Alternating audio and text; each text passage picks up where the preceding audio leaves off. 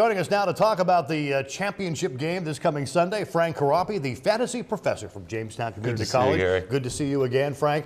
The matchup, Broncos against Seattle, #1 scoring defense, #1 scoring offense. How do they match up? Boy, they match up great. If you're going to pick a team to match up against Denver to try to slow them down, it's going to be Seattle. And if you're going to pick a team to move the ball on Seattle, it's going to be Denver.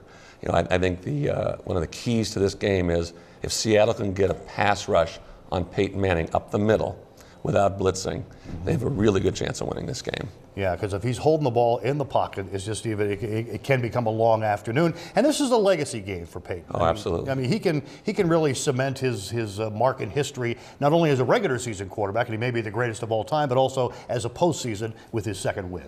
Yeah, I mean, his postseason record hasn't been great.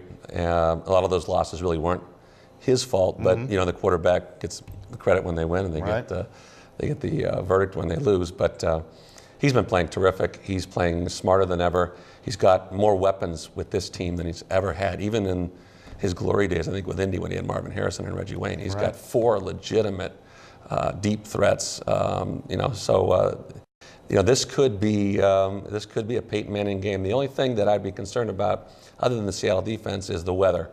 If this game was in a normal dome or warmer climate they usually hold the Super Bowl in, I'd feel more confident about that passing game, but that wind can swirl around in that stadium, and that could be a problem. You never know. Yeah. Besides Peyton Manning, besides Russell Wilson, besides Marshawn Lynch, key players in this game, in your mind?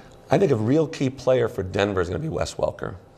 As Julius Thomas, they have great safeties to cover him. Obviously, Richard Sherman's going to be on Demarius Thomas.